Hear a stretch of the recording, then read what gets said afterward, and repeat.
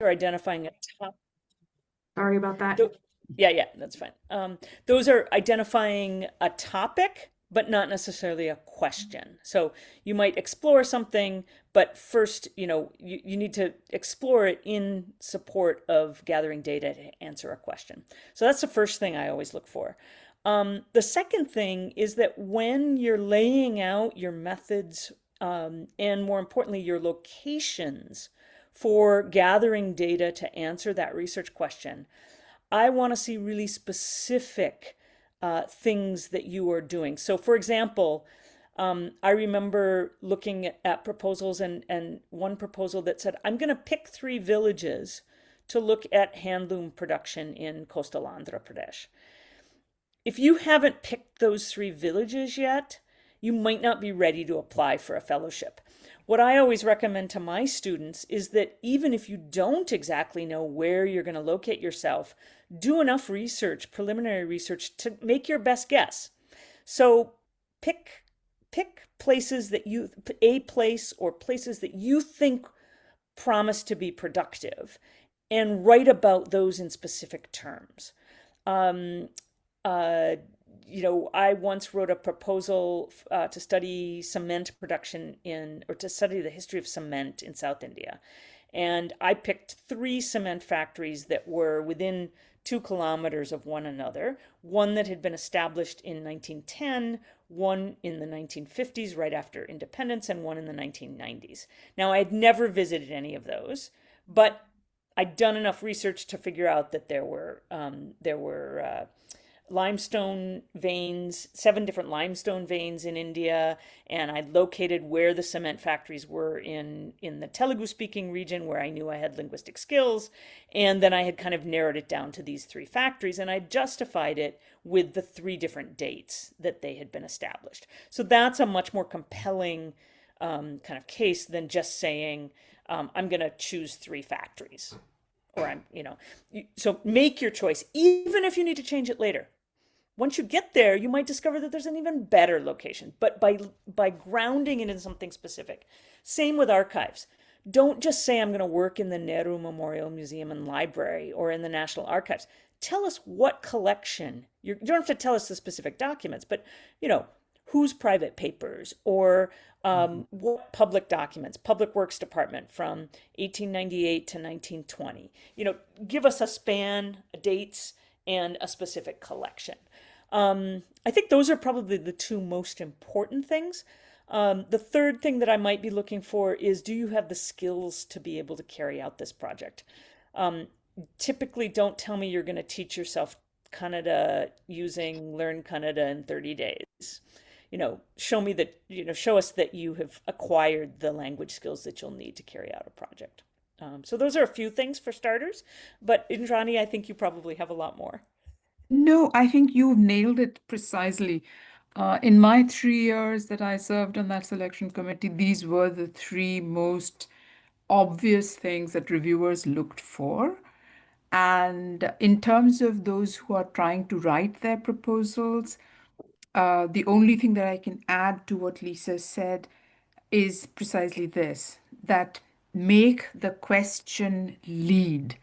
And it's almost like doing the elevator pitch. Your first paragraph should be the equivalent of your elevator pitch. Why should I, a wizened old woman who has 10,000 other things to do, why should I spend time reading your proposal? Catch my attention first off in that first paragraph by posing that question that Lisa highlighted in such succinct ways, in such a precise fashion, that the significance of that question is clear to me, even though I may not be an anthropologist or I may not be trained in whatever field you're applying in. This is, I think, very good advice across the board, that you are writing and are going to be read by somebody who's skilled in some aspect of South Asian past or present, but may not be specific to your discipline. And so everybody is bringing a certain amount of intellectual and emotional investment to the reading of your proposal. So make that investment worth their while by giving them a very succinctly articulated question that you're grappling with. And the second, yes, again, I completely endorse Lisa's point. I have turned down fantastic, wonderful sounding proposals simply because the applicants hadn't done their basic footwork, their basic research in pulling down the catalogs of different departments and things that are online now. Many catalogs for many archives, many of the British Library collections, everywhere. The catalogs, most of them are online or can be found in research libraries. And if you're not in a research library of your own, in an adjacent major university through the ILL system, those catalogs can be acquired for you wherever you are.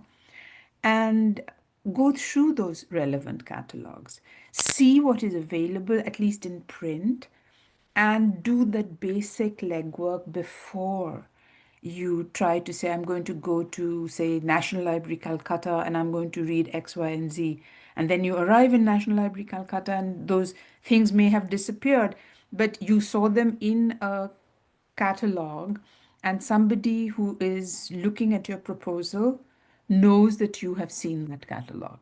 Okay, so be very as specific as you can get. And I've had proposals that were very successful that I saw pass in front of my eyes that were very successful that I'm happy to talk about.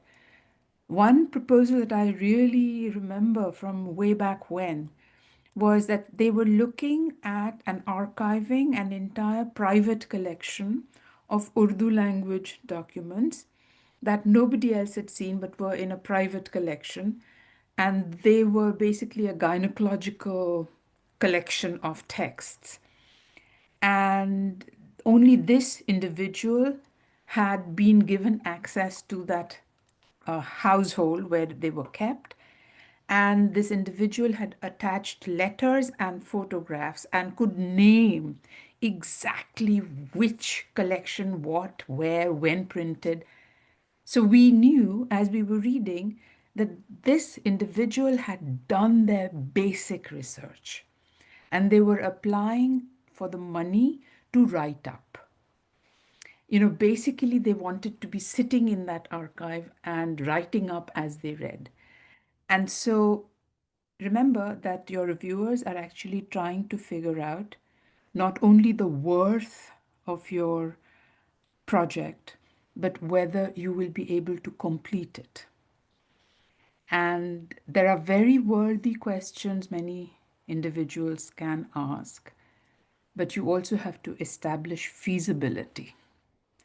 And that basic fit of worthy project and feasibility comes when you have done your first very deep, very solid research already.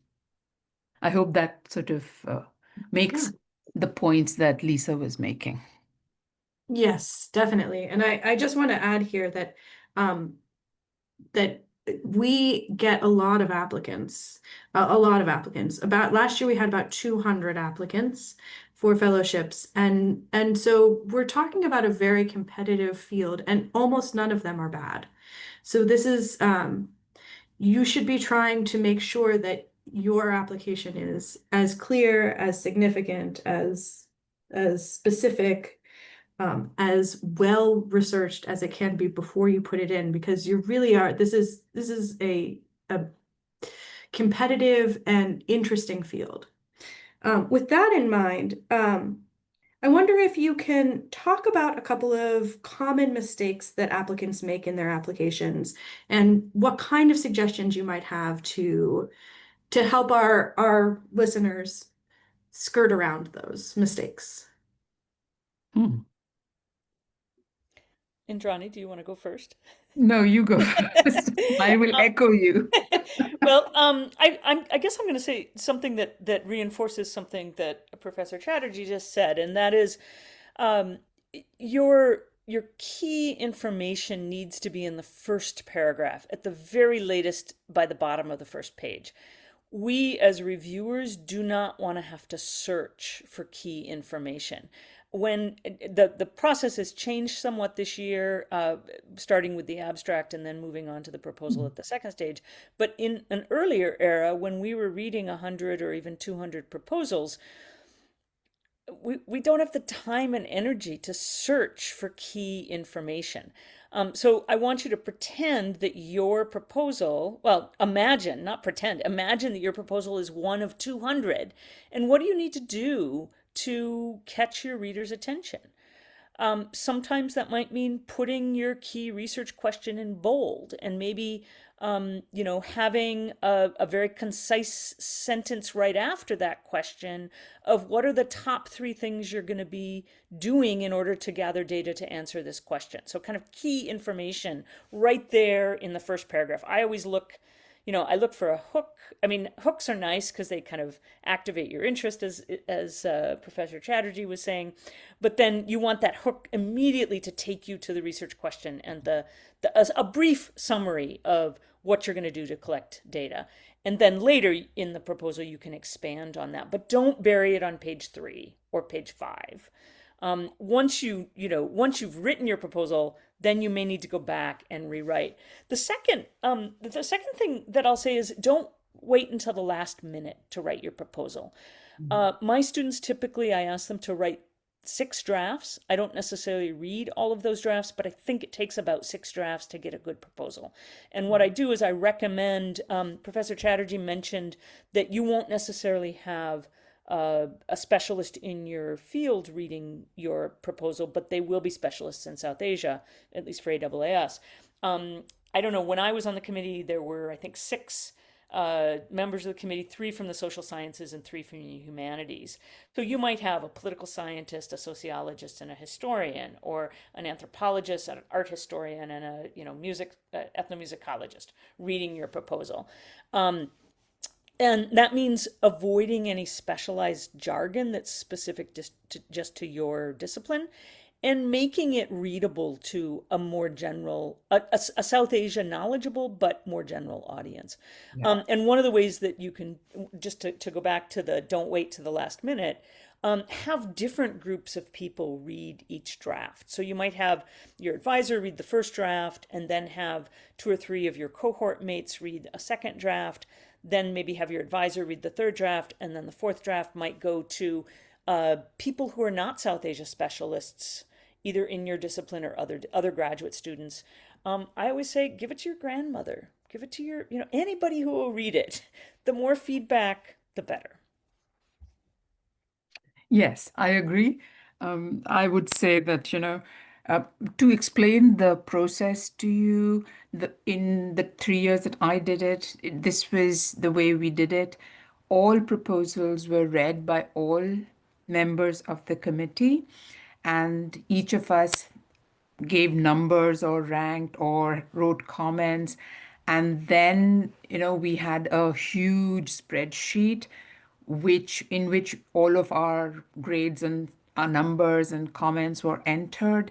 And those that rose to the top, we battled over, and then each of us in a meeting got a chance to battle over the proposals that individuals had given high marks for. And that's how we came to some kind of compromise eventually. And, we battled a lot. And that's why those were intellectually fulfilling battles. But you have to know that all of us are invested in the success of the ultimate students who go forward. We are, all of us as a committee, because we've battled so hard, each of us knows what that project is likely to do to the scholarship at large. We are all invested in your success, okay? So you have to make sure that you are writing beyond your discipline, that you are writing for your discipline because your discipline person might be reading, might be in that committee, but a larger majority is not going to be your discipline. And so you have to convince those five others or four others that what you are trying to answer, that puzzle, that question that nags you is going to help the rest of us learn something as well. That's why writing simply, writing clearly, writing short sentences, writing the question directly is so important. I hope I've made myself clear that, Definitely. yeah, that's what we need. Um, I want to People should start, if you have questions, putting them in the chat. And while we're waiting for folks to sort of add questions, or if you're having a problem with that, please do raise hands and we can ask questions there. But I wonder if you could, each of you, give some of your sort of top easy fixes for things that might go wrong in the proposals. So just a thing that is low effort but makes a big difference. Clear grammar, one. Make somebody read your proposal for just a grammar and typo and spelling check. That's a very easy fix, and it is shocking to me the number of applications that I have seen with bad grammar or bad syntax or bad spelling. All of that speaks badly about the final project. So, and reviewers are reading for everything. They're not just reading for the great question. They're reading, oh, is this going to be sloppily done? Right? And the second thing is, I certainly have trained my graduate students, and I have read as a reviewer that you must be on top of the scholarship or the review of literature in your particular field. So somewhere in the second or third paragraph, your familiarity with the field is suggested by telling us what you are going to do will add or address or extend in some way the field as it already exists. That's education also for the reviewer. Okay, so you must take charge of having that command of the scholarship that you're trying to extend and be able in short, pithy ways to name it in that way. I would say I'm trying to think of like quick fixes. I think one of the things that you can do is to try and look at your proposal just visually. How is your information organized? Do you have headings that divide? Is it just 6 pages of text, or do you have headings that draw your readers' eyes to particular topics? I also think embedding a little table of a timeline visually is very effective. You can show exactly where you're going to be. And I also caution my own students not to over imagine what you're going to be able to accomplish. In other words, don't list 12 different things you're going to do, as kind of one, two, three, four, five, be very specific. Why is this particular data collection going to help you answer your question? Sometimes students, if they're anxious about collecting data or they don't have a good plan, they'll just list everything they can possibly imagine. But it's not necessarily realistic that that can be accomplished in the grant period. So sometimes just a visual table is often quite, or bolding your key research question. Emily meant, or I guess no, Professor Chatterjee mentioned that a student who had attached a letter stating that this person would have access to the archive in question. Those are also things that demonstrate that you've done your groundwork. So I see we've now got some questions. We have a couple of questions. I'm gonna just answer some of these because some of them um, are are administrative and some of them are, and then I'll drop a couple to you guys. So, junior fellowships are offered to students studying at US universities. So yes, unfortunately, the junior fellowships are for students studying at US universities only. They're not bounded by citizenship, but they are bounded by where you're getting your dissertation. So unfortunately, if you are at a UK university, you are not eligible for these fellowships. Um, do you have to have an institutional affiliation and visa before you apply for the application? No, you can certainly have we will help you get your visa and certificate of affiliation before you go, which you will need to have, but you do not need to have it before you apply. Um, this person also asked, regarding language skills, is it okay to mention hiring interpreters for interview work, especially for particular dialects? So I'm just going to pop that one over to you guys. What do you think about interpreters? Mm. Lisa, what is your view Well, on? I think that there's some disciplinary differences Yeah. there. I think in anthropology and history, we, which are the two disciplines that I know best, we tend to privilege student, partly because we see AIIS fellowships as cultivating a as cultivating scholars of South Asia who are deeply invested in language. I would say that students who propose using an interpreter would definitely be at a disadvantage in comparison with students who demonstrate high level competency, and an ability to carry out their own primary research.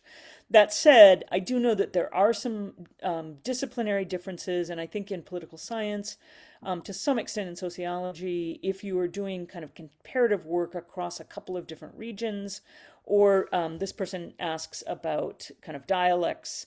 Maybe you're working in a region where there are multiple dialects. We wouldn't necessarily expect someone to be fluent in all of those languages. But again, it really depends on the research design. And we would want to see that in investing, at least I don't know, Emily, you can correct me if I'm wrong about this, but my sense is that because AIIS is about investing in scholars who are going to be pursuing long-term engagements in and with South Asia or with India, that if somebody is doing a comparative project in which India plays or a particular language group plays only a peripheral role, we would want to know why this should be funded Yeah. by AIIS rather than by some other kind of funding source. I don't Yeah. know if you guys want to, you and the Yeah. group want to Can I add to just that. add to Lisa's question? It does depend upon the particular kind of project. And so, while we, as all of us who are intuitively and historically rooted in the study of India, know that India has also had various European settlements, so Portuguese, French, Danish, Dutch sources that may be in the Indian archives, but scholars haven't had been able to access them elsewhere, have also applied through the AIIS. And during at least one of the years, I remember that the project itself was so good. And the scholar had done all their other archival work and wanted to access a very particular Portuguese set of records in Goa and wasn't and had searched high and low and hadn't been able to find them. And she had proof that they were there. So there was a sort of very serious discussion about this particular candidate, and she was given a shorter term because we did not want to disprivilege the others who wanted longer and would benefit by a longer stay. So she was given a shorter term to go to the archive, use that money in such a way, and then come out. But, the conditions were particular to the project. So it's not that we are saying that only Kannada or Bengali or Tamil will get it. It does depend upon your project.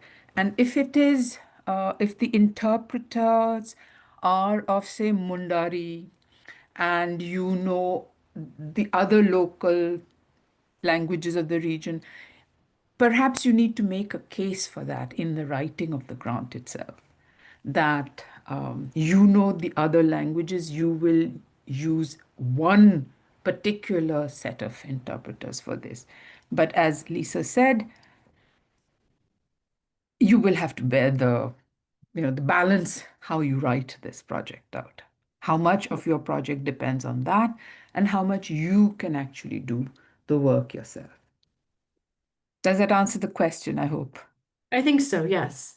Um, how many junior fellowships are going to be awarded this year? We're not 100% sure. It a little bit depends on funds available, but at least 5 or 6. Um, and this is about the early career travel fellowship, scholar travel fellowship, but we also require the same question for the junior fellows. So the question is, the word limit for fieldwork justification section is 150 words, and it is. So what are you guys looking for in that fieldwork justification section? Um, I would look for a very specific place and a specific set of people you will meet, or buildings you will photograph, or an archive that you will read in, and for how long. So the fieldwork justification is really about, I will do this because you have already laid out the question and the problem you're trying to solve earlier. I hope that makes sense. Lisa? Yeah, I think yeah, I don't know that I have very much to add to that. I, I can maybe combine this with a later question that I see in the is that okay if I combine that Yep, with a please. later question? So there's a question about the suggestions that we've made about what to avoid in your proposals, but what makes one proposal among those 200 applicants succeed? And I think it's the answer is not unrelated to what we want to see in those 150 words.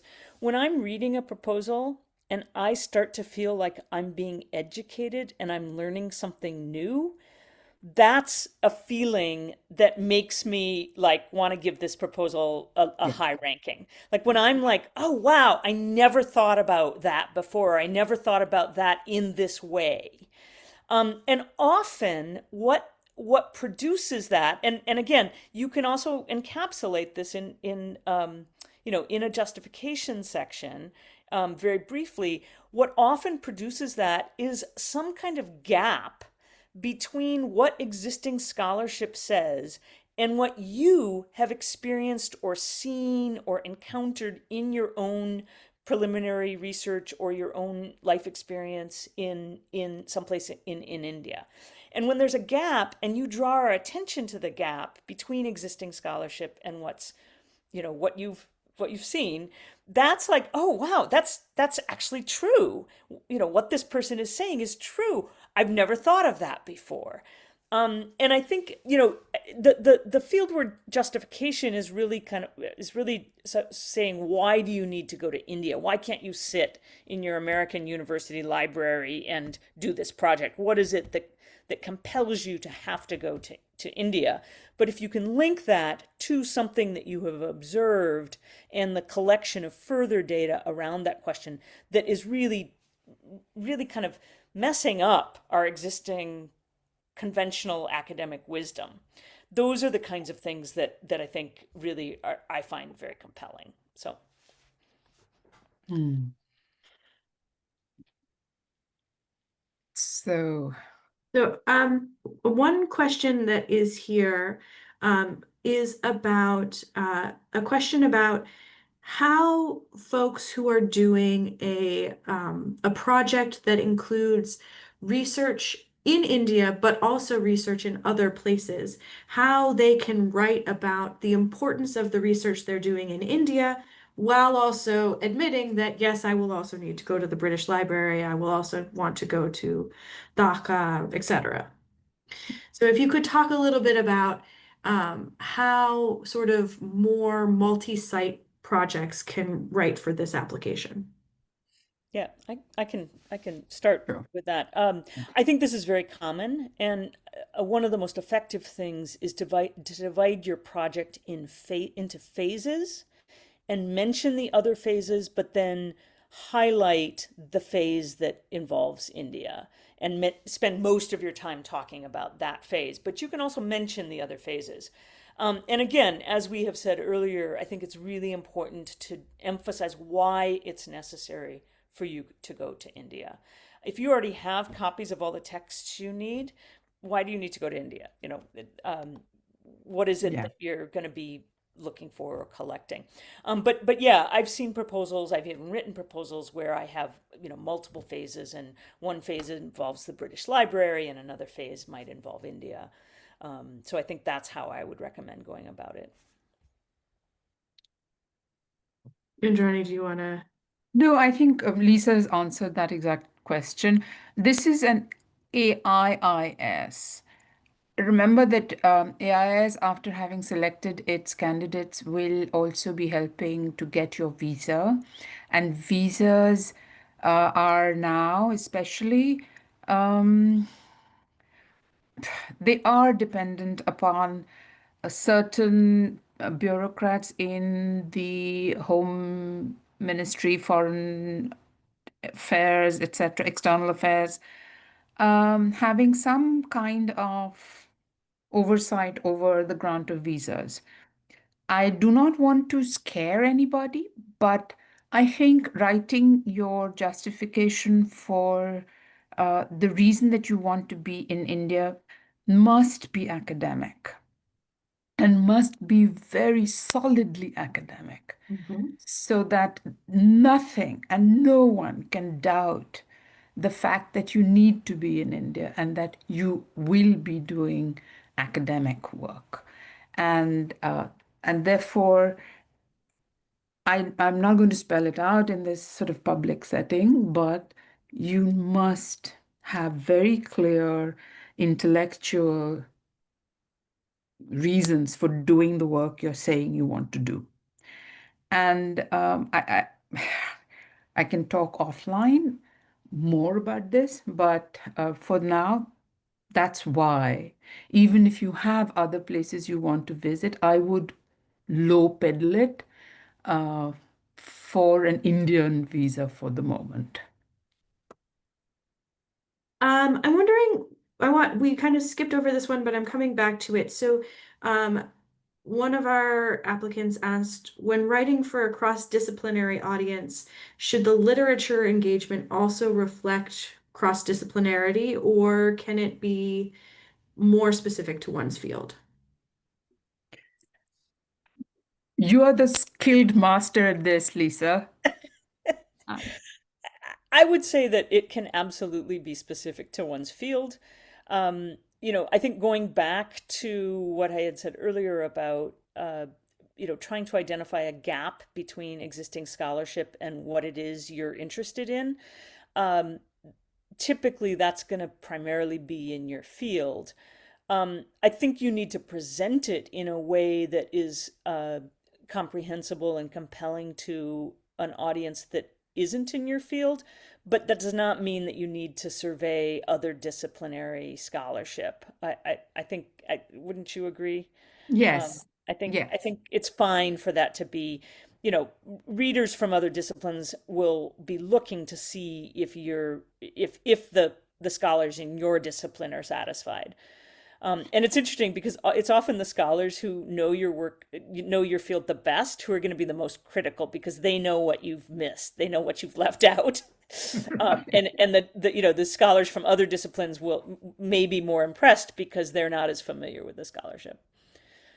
On the other hand, to add to this, the transdisciplinary field is not a sort of excuse for not, you know, in the reviewer's eyes, the best transdisciplinary work is done when you have a set of questions that arise from reading in one particular discipline, and you want to answer those questions in terms of the materials available in your discipline. So, to be able to say that succinctly in your proposal means that you acknowledge that your questions are coming from reading X, Y, and Z, and you want to answer those questions in your material, in your fields, because ABC who have talked about this have not attended to it.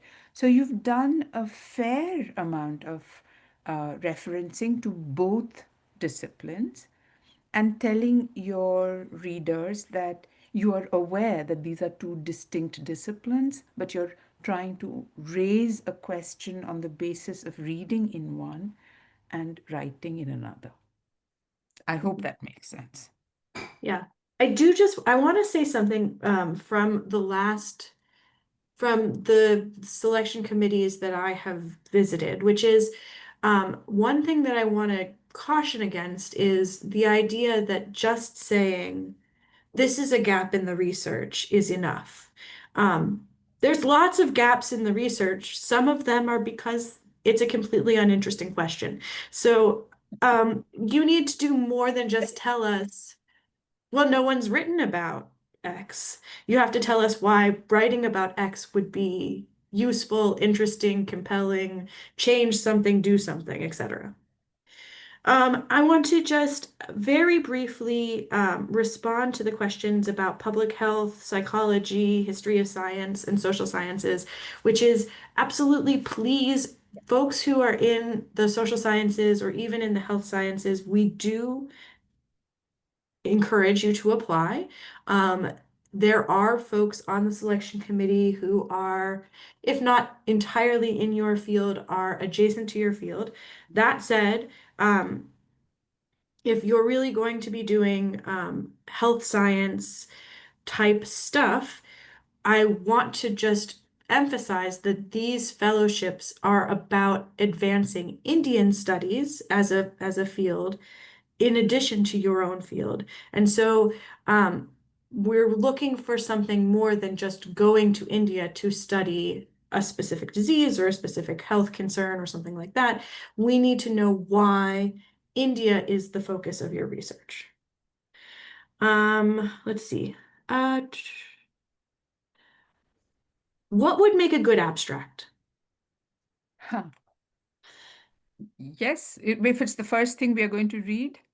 Yeah, I mean, since we're now doing this process this year where people are going to be in two different flights, so one phase will reject a large portion of the applicants and then another based on abstract fieldwork, etc. What makes a great abstract? I would say many of the things that we've already been talking about. When I read an abstract, I want to, and I feel like, oh, I want to read more. That's a great abstract. And I just want to go back to something you said, Emily, a few minutes ago, that this is not about filling a gap. This is not about, oh, such and such scholar studied religious ritual in coastal Andhra, but nobody's looked at this same ritual in Karnataka. To me, that's not an interesting, but if the scholar who worked in coastal Andhra made a certain theoretical argument, and that argument doesn't fit what you see someplace else, then there's a puzzle. Like there might be a question. There might be It's not just about documentation of more and more places or more contexts or more groups. It's about a kind of compelling theoretical problem. And so I think capturing that in an abstract and also telegraphing the fact that you have a concrete plan.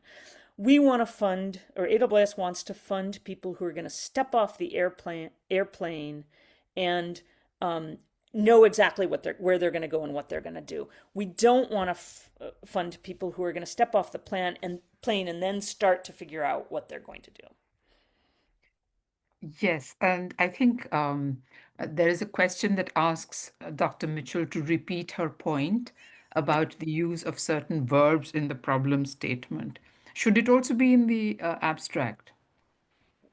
Absolutely. You know, whenever I see, someone put their main, research problem or statement in using verbs like this project will explore, this project will document, this project will trace.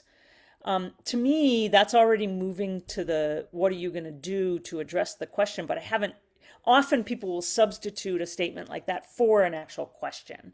I want to see a question. Like I want to see a tension, a puzzle, something that you genuinely have a question about that you can't yet answer. If you already know your answer, then I'm not sure why you need to go and do research. But if it's a puzzle, and I also see like that is a puzzle. Um, so someone's asking for an example of a good question. So I mean, I don't know that this is just completely off the top of my head, but I referenced a cement project, and this also happens to be a project that I never did pursue. But some of the puzzles that I had in conjunction with the question of cement had to do with having taken a bus in the late 1990s from in those days it was still Madras to Tirupati, and being struck by the fact that the only advertisements in the rural countryside were for King Coromandel cement. When you'd come into a town, it might be tea packets and textiles, saris and biscuits, but in the rural countryside, only cement was advertised. Why? Why only cement? So that was a kind of compelling, or a puzzle. Like, why was only cement advertised, and why advertise cement? And then later, when I was in Hyderabad, taking a bus. This was decades later. This was like in 2012. Taking a bus from Hyderabad to the new airport on the elevated expressway. Again, I saw that there were the dominant advertisements on both sides of the elevated expressway were for cement, and there were like 16 different brands of cement being advertised, and that to me was a puzzle. Like, why all these advertisements for cement? Now, I don't want to. I'm not saying that's a brilliant question, but a puzzle, something that you don't understand. Lisa Bjorkman's Pipe Politics poses a puzzle that there's the same amount of water per capita in Mumbai as there is in London. And yet, in London, no one has problems getting water, but in Mumbai, people have problems getting water. Why? If there's the same amount of water per capita. That's a puzzle. Great.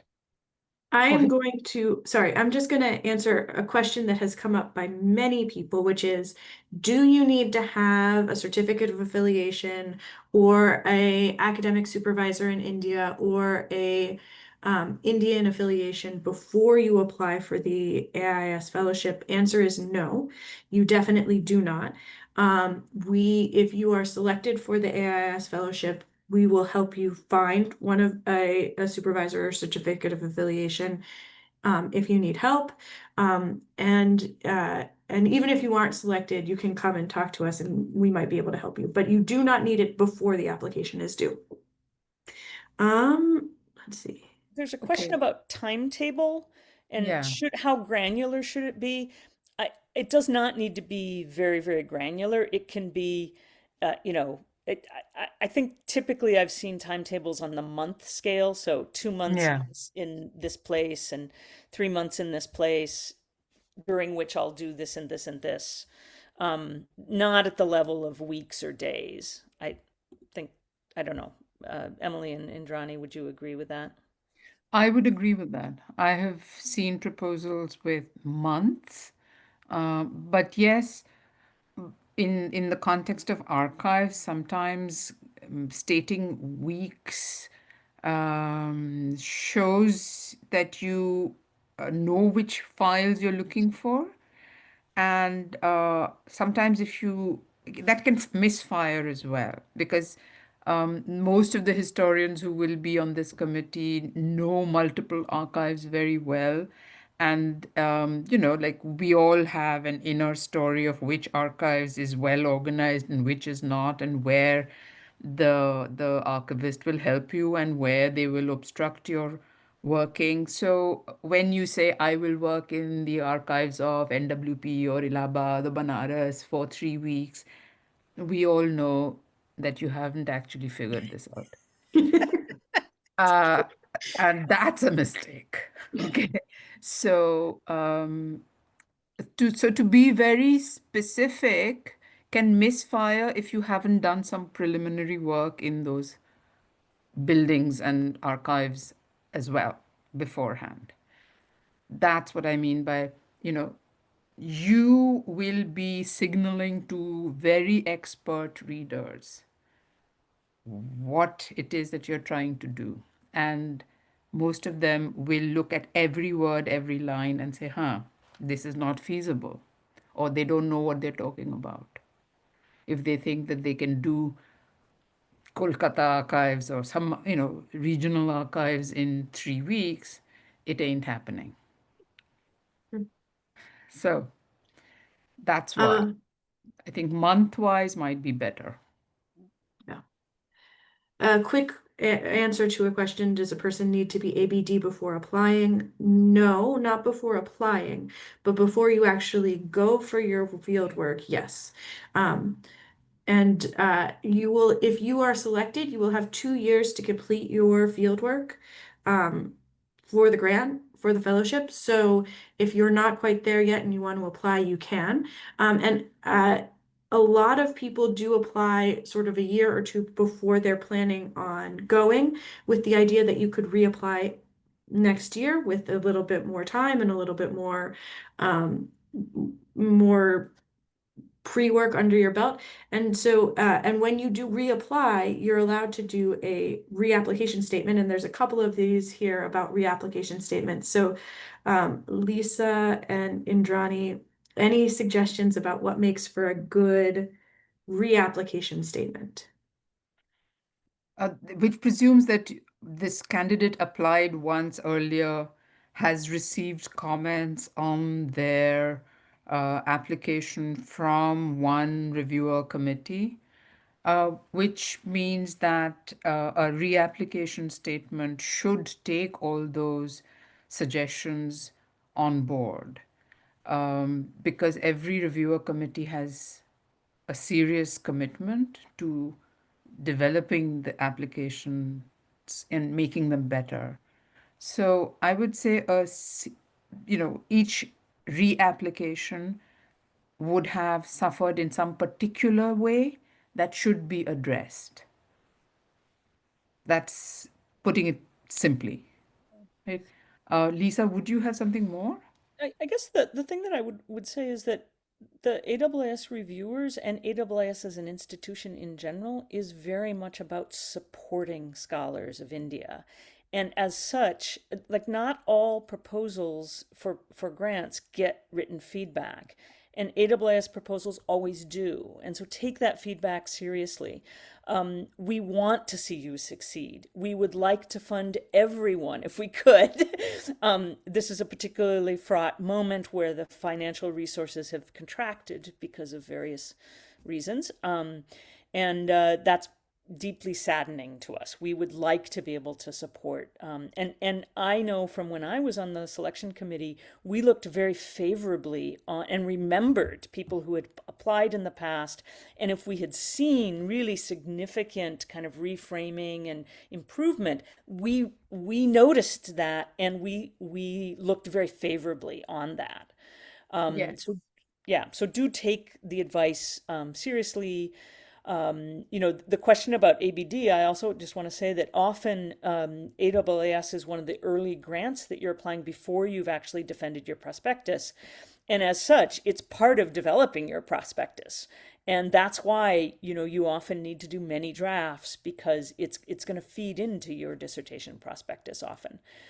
Those of you who are reapplying probably already have defended your prospectus, and may have a clear sense of exactly what your dissertation is going to be exploring. But I know when AIIS deadline used to be July 1st, it was always the first grant deadline, and so often the least developed of the many grant proposals that students would write.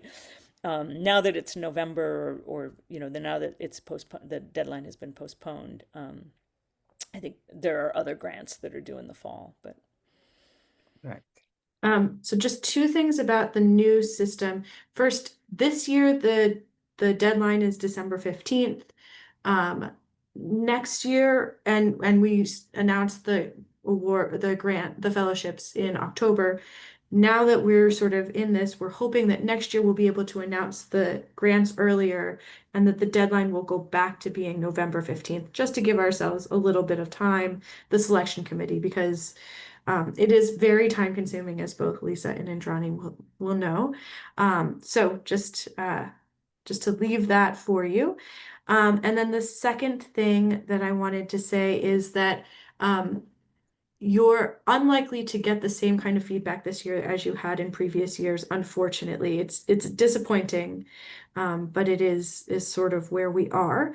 But if you have questions or want feedback after this process is over, whether you got the award or didn't, please be in touch with me and I can get individual feedbacks for you if you are interested.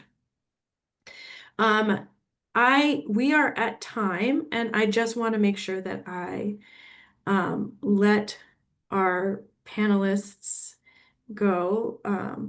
Dr. Mitchell, Dr. Chatterjee, thank you so much for coming, and your advice has been fabulous.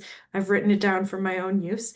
Um, and I'm looking There, forward to seeing all of your stuff. right. So there is one question that is came up later. I can Oh, stay on for 2 minutes more to answer that question, which was about, it's about the archives not having given the answers that this particular individual was looking for. So they are doing field work now, and yet history departments don't process IRBs.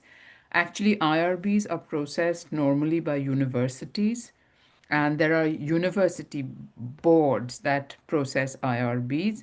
I think the particular IRB should be processed at the university level or the college level, not at a departmental level.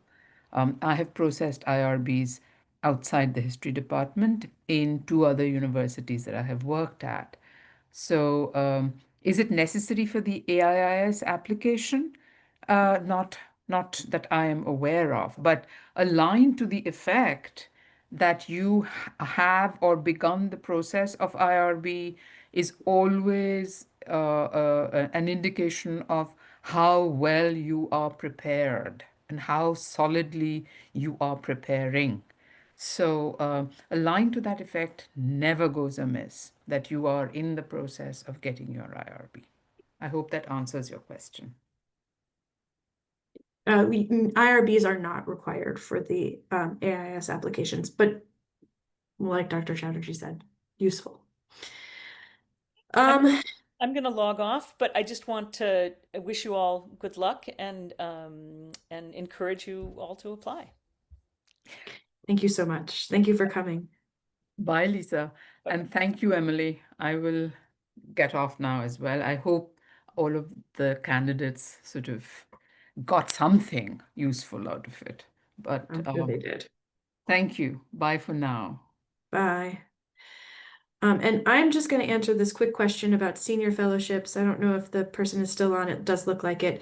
Unfortunately, no senior scholar fellowships this year. Hopefully, in coming years, when our when the funding situation, if the funding situation kind of regularizes, we might be able to bring those back. But didn't want to we didn't want to ask people to write applications for fellowship categories where we were unlikely to be able to give money. So unfortunately, none for this year. And if there's any other questions, of course, you all can please be in touch with me. I can field questions out to other people. I can also answer some questions myself if you have specific questions. So feel free to be in touch with me. You all got an email from me today, so you know how to do that. And I can stay on for a moment after everyone leaves.